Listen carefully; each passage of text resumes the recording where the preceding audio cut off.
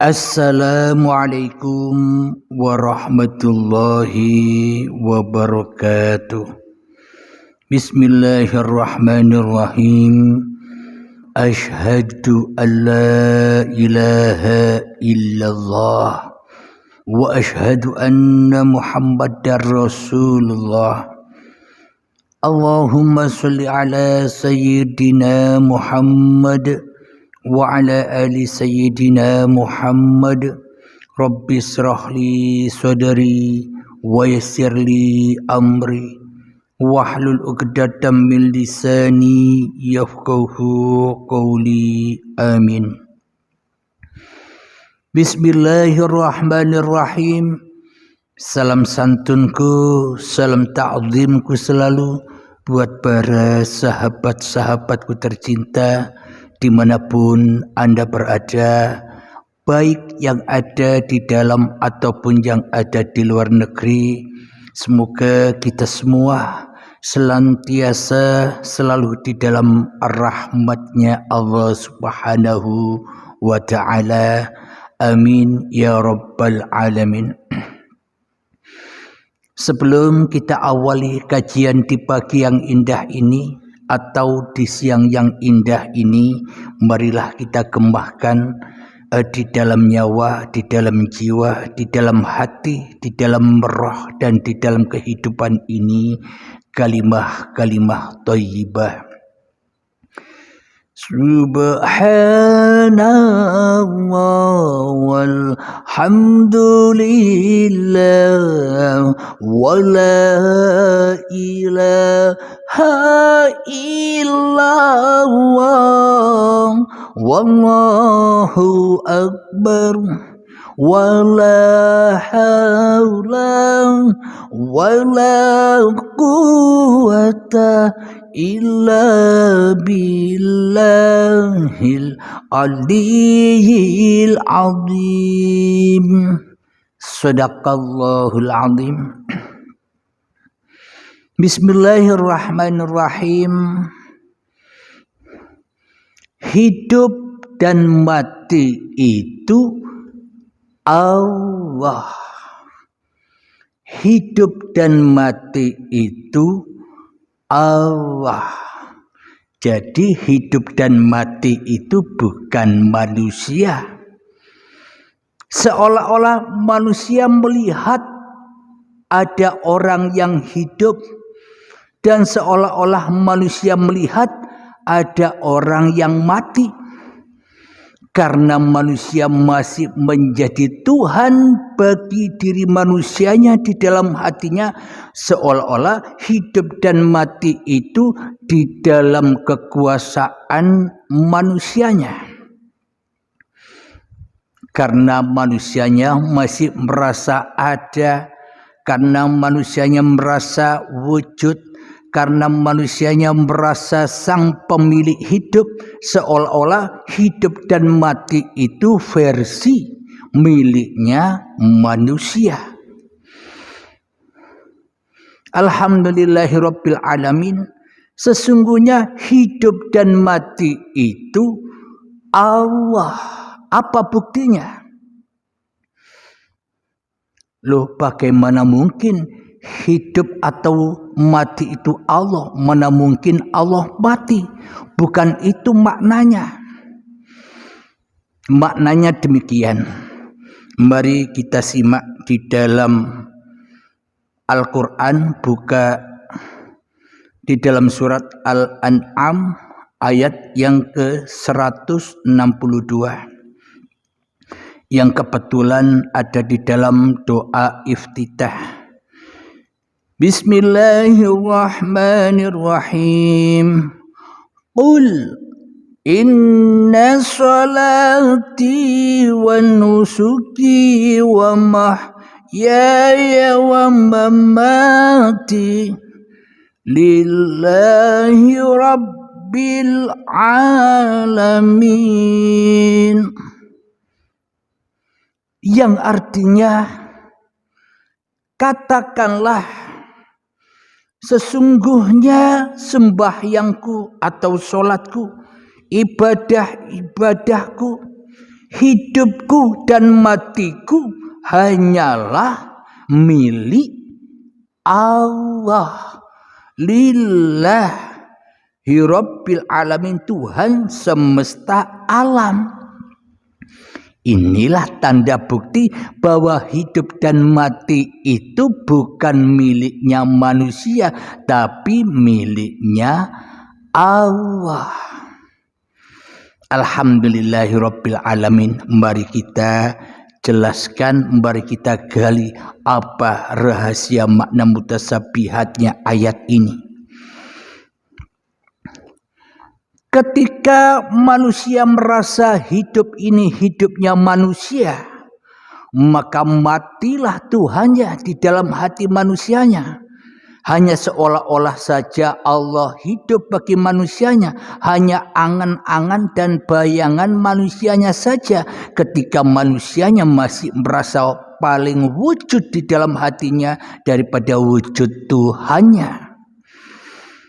Jadi maknanya manusia ketika datang detik-detik akil balik tiba, manusia merasa mengaku-akui bahwa hidup ini milik manusianya, bahwa badan ini milik manusianya, bahwa semuanya ini milik manusianya. Inilah yang dikatakan kematian di sisi Tuhannya. Jadi manusia-manusia yang mati menurut Allah itu ketika manusia mensekutukan Tuhannya di dalam hati manusianya dengan diri manusianya, hawa nafsunya yang dipertuhankan oleh manusianya. Inilah orang-orang yang mati itu bagi Allah.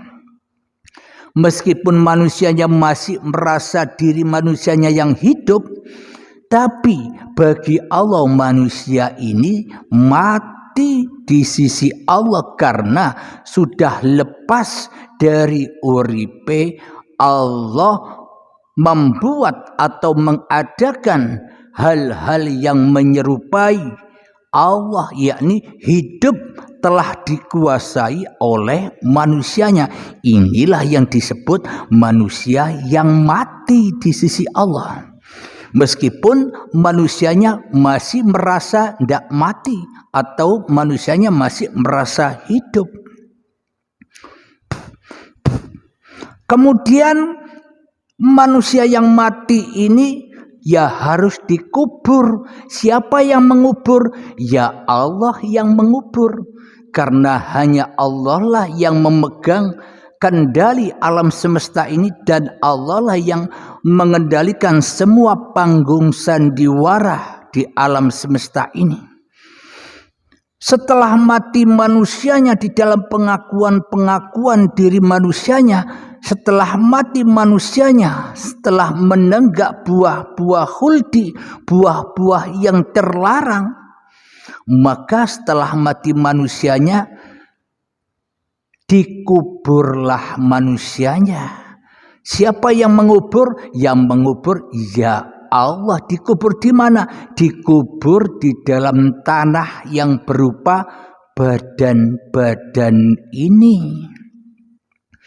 Itulah kuburan setiap manusia, kuburan yang sejati, kuburan yang abadi selama-lamanya hingga waktu yang ditentukan, nunggu datangnya kiamat, nunggu datangnya baiat. Alhamdulillahirabbil alamin. Setelah dikubur manusianya, bila belum ada iman di dalam hatinya, bila tak bisa menjawab pertanyaan marrabbuka, siapakah Tuhanmu, ketika manusianya tidak bisa menjawab di dalam kuburannya, di dalam badannya, maka ia akan disiksa terus, dipanas-panasi terus. Itulah yang dimaksud siksa kubur itu. Apanya yang disiksa? Bukan badannya, bro. Yang disiksa itu jiwa yang masih merasa, yang punya jiwa. Yang disiksa itu apanya? Hati yang merasa, manusianya yang memiliki hati. Yang disiksa apanya? Nyawanya ketika manusianya merasa punya nyawa. Yang disiksa apanya? Rohnya ketika manusia merasa yang paling memiliki roh. Itulah yang disiksa. Disiksa dengan apa? Disiksa dengan dunia. Persaingan-persaingan mencari dunia, persaingan-persaingan mencari jabat-jabatan, persaingan-persaingan mencari kemuliaan-kemuliaan dunia, yang mana tidak ada tendensi sama sekali kepada kehidupan akhirat.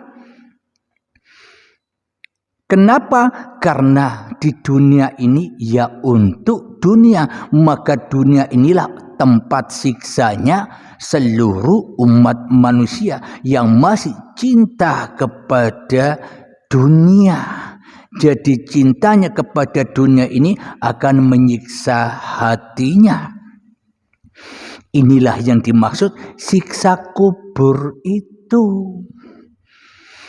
Di dalam kuburan manusianya selalu dan selalu merasa haus, selalu dan selalu merasa lapar karena tak ada puasnya hidup di dunia ini. Tolong, tolong, tolong. Apa rupanya permintaan tolong di dalam kuburan badannya itu? Tolong berdoa-doa kepada Allah. Ya Allah, aku pingin kaya, ya Allah, lunasilah hutang-hutangku, ya Allah.